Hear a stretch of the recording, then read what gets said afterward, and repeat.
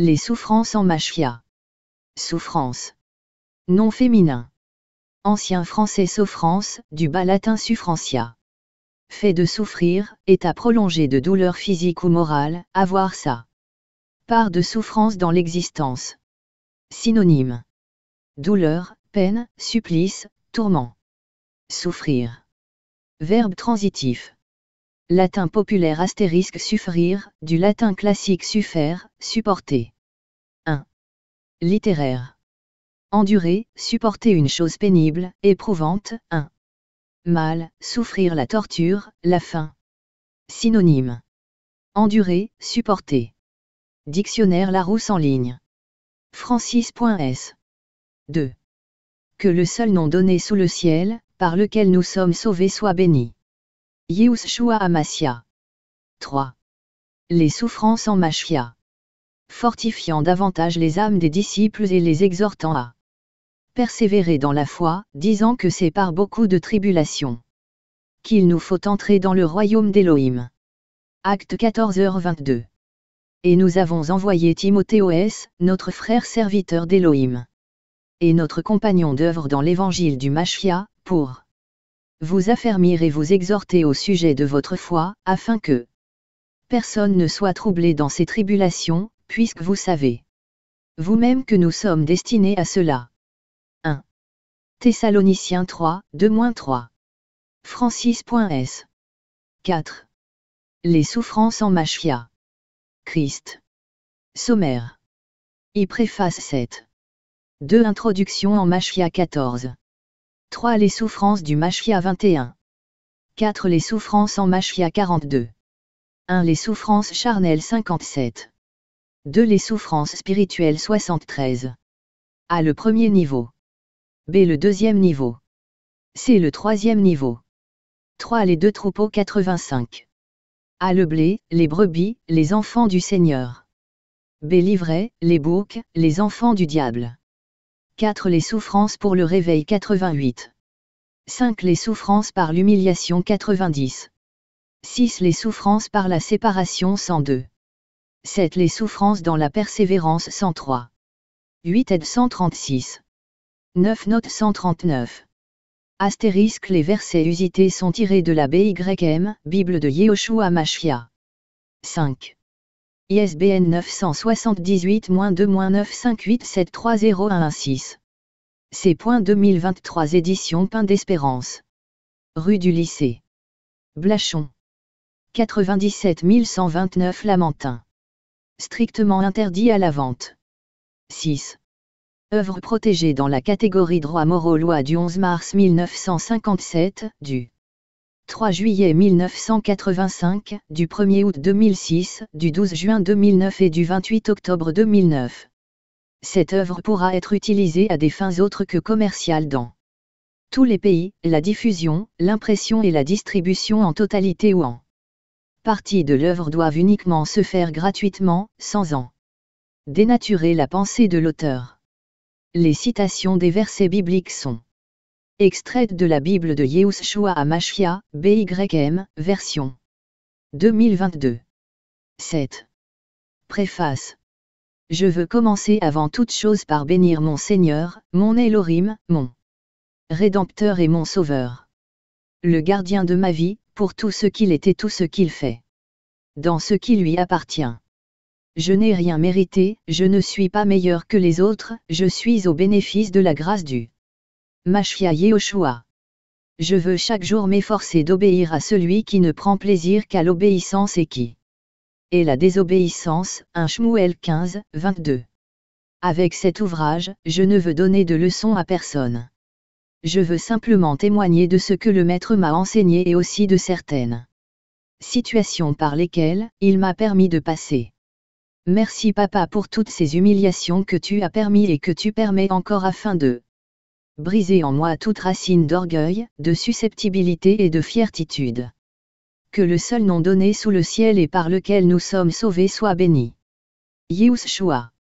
Mashia. Le Seigneur Yehoshua s'est révélé à moi en 2003, je ne peux absolument pas dire que je le cherchais, ni que j'étais dans une quelconque démarche spirituelle. au contraire, j'étais dans la bêtise la plus totale, dans les profondeurs de la boue du monde. Mon objectif en ce temps-là, c'était de passer 2 nuits blanches dans une même soirée si cela était possible. Beaucoup de ceux qui m'entouraient avaient des idées bien arrêtées me concernant. Pour certains, j'étais une sorte d'aristocrate et même un petit péteux aux causes de la filiation maternelle qui représentait une sorte de piédestal dans le quartier. Pour d'autres, j'étais un timide, gentil, assez sociable, aimant le champagne, le chocolat et les femmes, les boîtes de nuit. En plus de cela, j'étais un fanat de musique compas, de zouk béton, F. Caracas, ou Col Star, Champagne, et un mordu de Gilles Floro le tombeur du zouk love de qui je possédais des maquettes studio jamais sorties en CD pour le public. J'étais pendant un temps chauffeur de bus, animateur de radio, disc jockey, il y a toujours eu dans mon environnement des femmes et du plaisir sans même en demander. Alors que j'étais déjà dans le goudron, je cherchais encore à descendre plus profondément dans les abysses à la recherche de je ne sais quoi. Pour donner une image, c'est comme si j'étais debout au bord d'un précipice nommé plaisir extrême et que je fermais les yeux pour y sauter.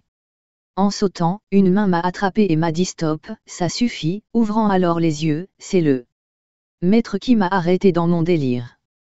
Il m'a dit, je suis ton Seigneur, je suis venu te dire que tu dois me servir et je te ferai savoir comment me servir.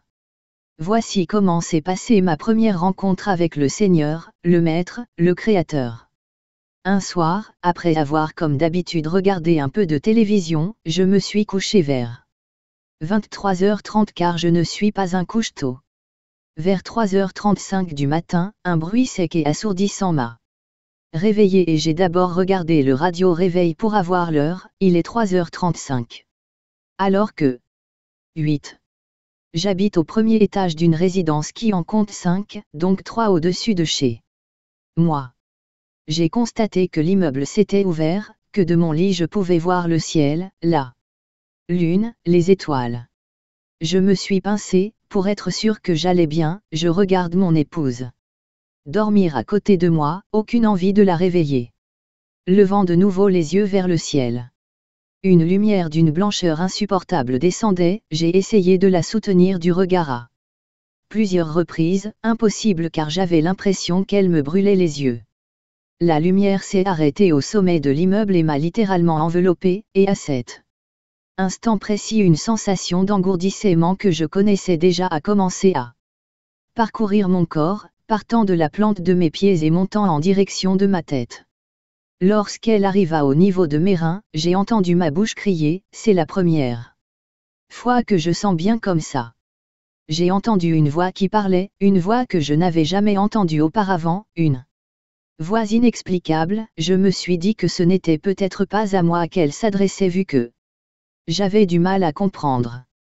La voix a de nouveau commencé à parler une deuxième fois, et de façon distincte, elle s'est adressée à moi en me disant, je suis le Seigneur, ton Seigneur, je suis venu te dire que tu dois me servir. Je me suis assis. Mon cœur battant la chamade, et j'ai répondu, oui.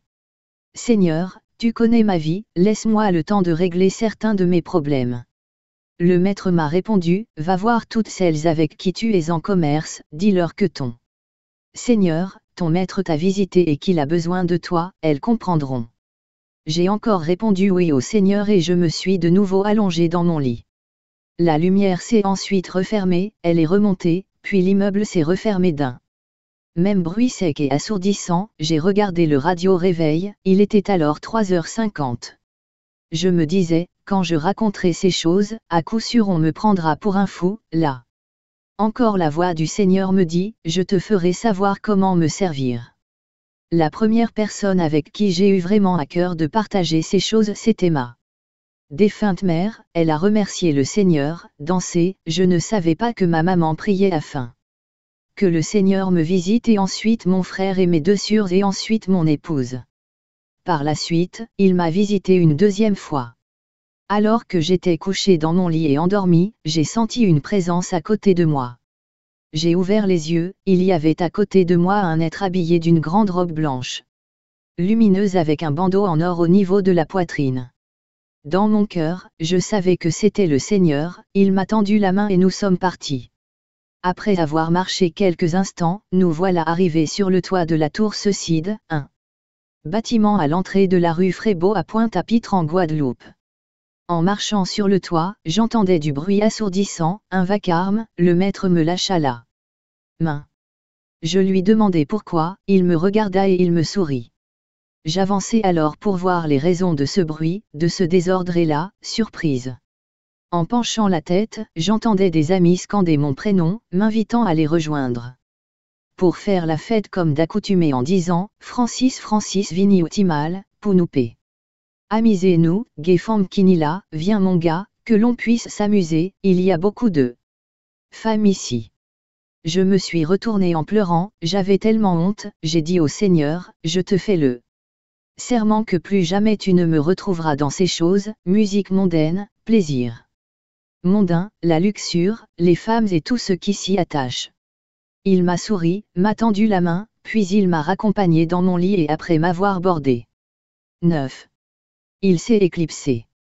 À mon réveil le jour suivant, je me suis débarrassé de tous les CD de musique mondaine en ma possession, plus de 500 CD, compas, hook, salsa, reggae, rag, et par la force que le Seigneur a mis en moi, j'ai tourné la page.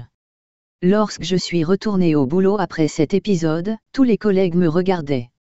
Bizarrement, l'un d'entre eux, le chef de la police, s'avança vers moi en me disant « Il y a quelque chose en toi qui a changé, aujourd'hui tu ressembles à un pasteur. » Depuis ce jour, il a commencé à m'appeler « le pasteur ». Dans les jours et mois qui ont suivi, j'étais continuellement agressé par l'esprit du compas, qui m'avait un temps possédé. Par l'esprit du zouk, le Seigneur m'a gardé afin que je ne revienne pas à ce que j'avais vomi. Le Seigneur a commencé à m'enseigner la métanoïa, la repentance sincère, la conversion véritable. Un autre jour, il m'a clairement dit, « Occupe-toi de mes affaires, je m'occuperai de tiennes. » Il m'a permis de comprendre que cela voulait simplement dire ce que dit là. Parole, cherchez premièrement le royaume d'Élohim et sa justice et toutes ces choses vous seront ajoutées. Matthéos 6h33. Je pensais alors à cette époque que la vie chrétienne était super simple, que tout était beau, bon, que le combat pour nous chrétiens c'était de résister aux païens pour ne pas rater le paradis. Que les réunions chrétiennes nous amenaient au ciel devant le trône du Père. Que le dimanche était le jour du Seigneur, qu'il fallait se rendre obligatoirement au culte à l'Église. Que c'était le groupe de louanges qui nous amenait l'assemblée devant le trône du Père. Vu qu'U Elohim siège dans la louange. Que seul le pasteur était l'homme d'Élohim, le point de contact entre le chrétien et son Créateur, qu'il était loin d'Élohim. Que tous ceux qui se désignaient chrétiens l'étaient véritablement, qu'il était bon, gentil, aimant. Que la dîme était le salaire du pasteur et les offrandes pour l'entretien du bâtiment de l'assemblée de l'Église. Je croyais aussi que c'était le pasteur qui reconnaissait le travail ministériel autour de lui, que c'est lui qui ordonnait les diacres, les autres ministères du culte. Que l'on pouvait aider le Seigneur en faisant des choses pour lui et pas nécessairement avec lui. Je croyais que l'on pouvait amadouer le Seigneur, qu'il faisait exception de personne. Que l'on pouvait divorcer et prendre une nouvelle femme selon le Seigneur. Je pensais que tous ceux qui se disaient apôtres, prophètes, évangélistes, pasteurs et docteurs étaient des vrais hommes d'Élohim. Je croyais aussi, qu'une fois le salut obtenu, qu'il était définitif. Étant installé dans ce train-train, tout était devenu normal pour moi jusqu'à ce que fameux dimanche matin, j'allais prendre ma douche pour me préparer à aller à l'église au culte dans l'assemblée que je fréquentais. Le Mashia m'a saisi et m'a dit audiblement, aujourd'hui tu restes avec moi, je vais t'enseigner. Je suis alors resté avec le Seigneur, il m'a ouvert les oreilles et les yeux de mon cœur. 10. Afin de comprendre les Écritures qui le concernent, sa parole. Il m'enseigna d'abord que le dimanche n'était pas le jour du Seigneur, et encore moins le samedi que certains appellent le sabbat. Qu'il était le maître du temps et que nous devions l'adorer en tout temps, le louer avec des mains pures tous les jours et de tout notre cœur. Il m'a aussi parlé de la dîme en me posant la question suivante. Mon fils est ce que tu m'appartiens à 100%. Je répondis, oui Seigneur à 100%. Il me dit alors, si tu es ma possession à 100%, pourquoi veux-tu me consacrer? Seulement 10% de tout ce qui m'appartient. Je répondis, Seigneur je n'ai pas compris. Il reprit son explication, toujours dans la douceur et m'a dit, tout est à moi, j'y ai dit. Dans ma parole, ne devez rien à personne sinon de les aimer. Après avoir payé tes dettes, loyer, nourriture, factures, etc., tu dois te tenir devant moi en me demandant, que veux-tu que je fasse de ton argent? Là, je te donnerai mes ordres, mon plan, ma volonté. J'ai crié Seigneur, j'ai compris, donne-moi le moyen de rester dans ta parole. À mon tour j'ai partagé ces enseignements du Père avec mes frères et sœurs et par la grâce du Seigneur, ils ont adhéré à la vérité. Nous avions l'habitude de donner la dîme dans l'assemblée, et tout à coup nous sommes passés à autre chose. À une offrande de temps à autre selon l'Esprit du Seigneur. Le pasteur a commencé à s'agiter car la corbeille dans laquelle il nous demandait de déposer par la foi à l'argent était de plus en plus vide. Par l'enseignement du Mashia, j'ai saisi qu'il y avait des hommes se réclamant de lui, demandant aux fidèles de marcher par la foi, alors que même marcher par la vue de ce qu'il y avait dans le panier d'offrande et de dîmes. Une autre fois, dans ma salle de bain, le Mashia Yehoshua m'a rappelé deux choses qui se sont passées dans ma vie et qui m'avaient vraiment troublé et surtout que je n'avais pas de réponse à mes interrogations à cette époque. Pendant toute ma jeunesse, il m'arrivait quelque chose de bizarre, certains soirs pendant mon sommeil alors que j'aimais dormir dans le noir, je voyais s'avancer une ombre et elle me saisissait. Je criais Jésus, Jésus, Jésus et cela pouvait durer pendant 1 heure, elle desserrait son étreinte et me libérait.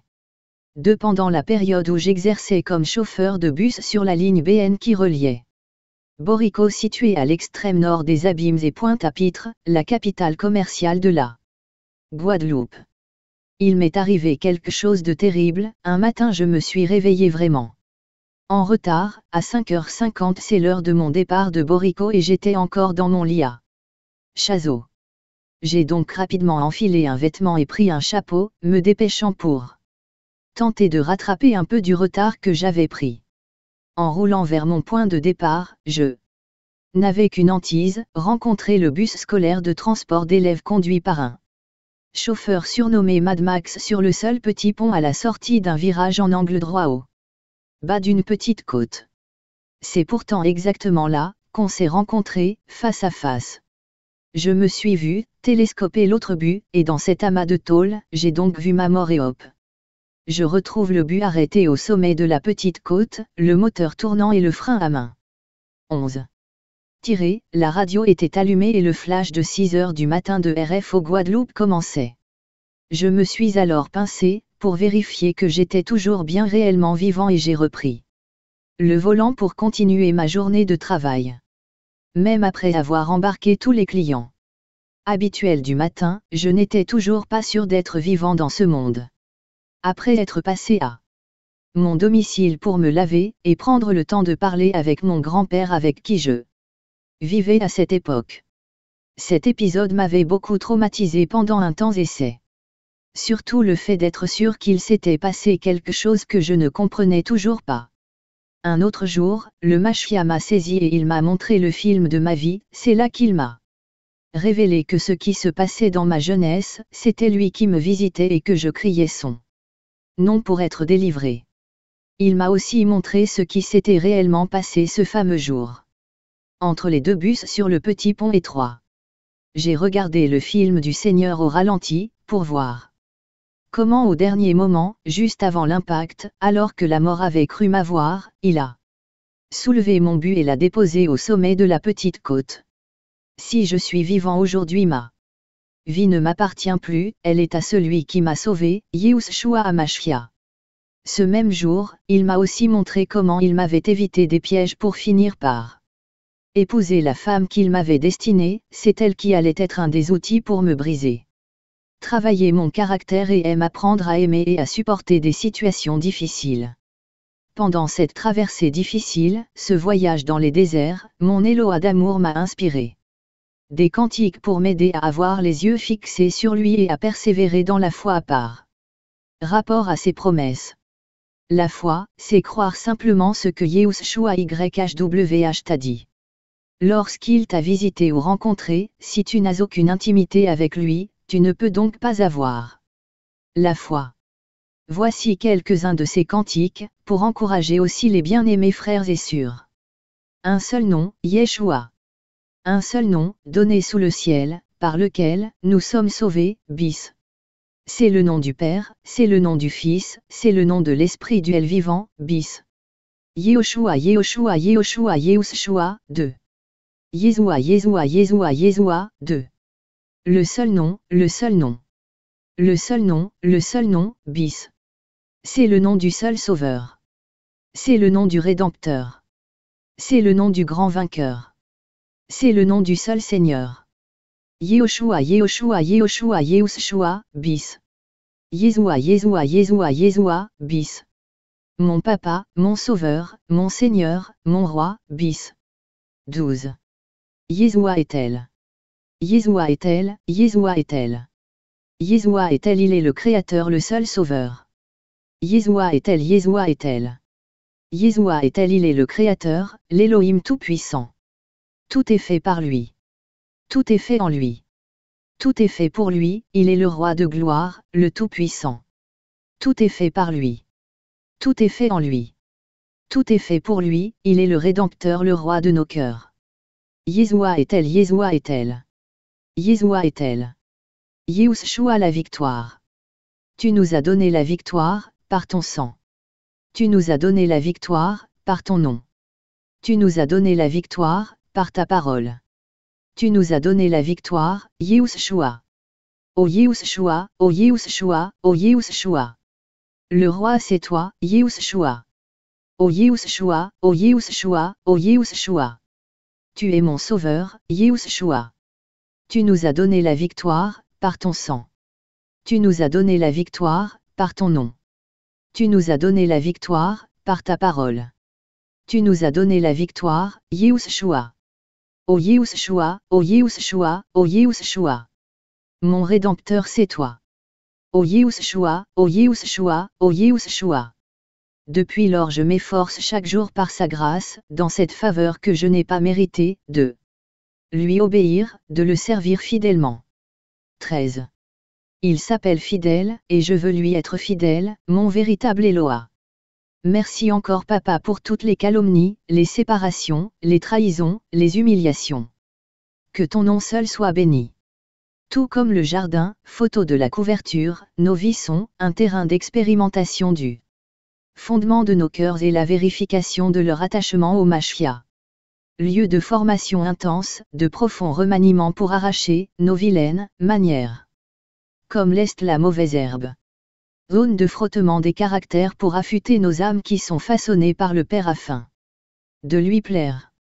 Terrain de nettoyage pour parachever des disciples accomplis pour être à l'image de notre Maître et modèle, Yehoshua.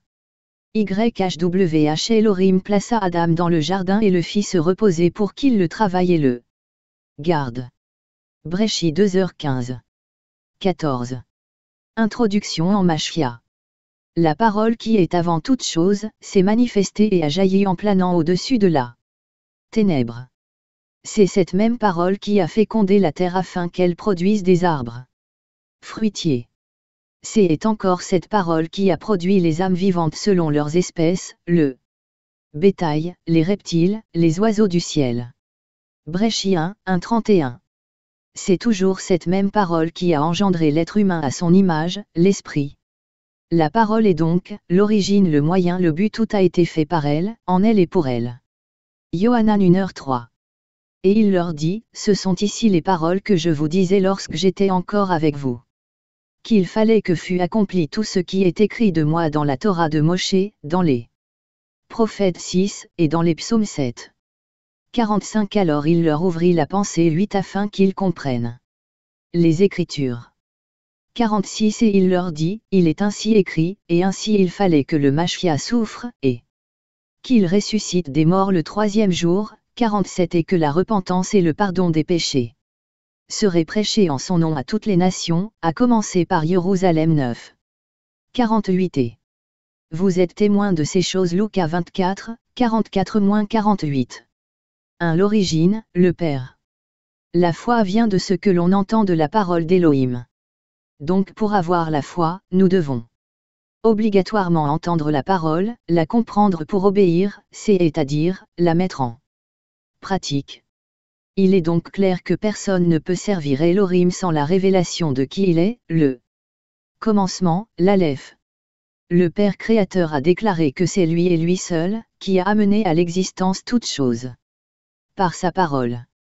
Elohim a parlé et les choses ont pris vie et se sont matérialisées. C'est moi YHWH, et il n'y en a pas d'autre. Moi excepté, il n'y a pas d'Elohim. Je t'ai saint avant que tu me connaisses afin que l'on sache, du soleil levant au soleil couchant, qu'il n'y a rien en dehors de moi. C'est moi YHWH, et il n'y a pas d'autre. Je forme la lumière et je crée les ténèbres, je fais la paix et je crée le mal. Moi YHWH, je fais toutes ces choses. Yeshaya 45, 5-6. YHWH, le Saint d'Israël qui est le Créateur, fait ce qu'il lui plaît de sa création, personne ne peut contester avec lui, personne ne peut lui donner d'ordre, personne n'a participé à son conseil. C'est moi qui ai fait la terre et qui ai créé l'être humain sur elle. C'est moi qui ai étendu les cieux de mes mains, et c'est moi qui donne des ordres à toute leur armée. Yeshaya 42, 12. Car ainsi parle YHWH qui a créé les cieux, lui qui est l'Élohim qui a formé la terre, qui l'a formée pour qu'elle soit habitée, je suis YHWH, et il n'y en a pas d'autre. Je n'ai pas parlé en secret ni dans un lieu ténébreux de la terre, je n'ai pas dit à la postérité de Yaakov, cherchez-moi dans le Tohu. Je suis YHWH, qui prononce ce qui est juste, qui déclare ce qui est droit. Yeshaya 45, 18-19. 15. Personne ne peut venir à moi, à moins que le Père qui m'a envoyé ne le tire. 3, et moi, je le ressusciterai au dernier jour. 45. Il est écrit dans les prophètes, et ils seront tous enseignés. D'Élohim 4. C'est pourquoi quiconque a entendu le Père et a été enseigné par lui, vient à moi. Yohanan 6, 44-45. Yehoshua lui dit, moi, je suis le chemin, la vérité et la vie. Personne ne vient au Père excepté par moi. Le Père et le Fils sont un. 7. Si vous me connaissiez, vous connaîtriez aussi mon Père. Mais dès maintenant vous le connaissez et vous l'avez vu. Yohanan 14, 6-7. 2. Le moyen, le Saint-Esprit. Celui qui n'a pas l'Esprit de Christ ne lui appartient pas. Pour marcher dans le plan tracé par le Père, il nous faut être conduits par le moyen qu'il nous a donné, le Saint-Esprit.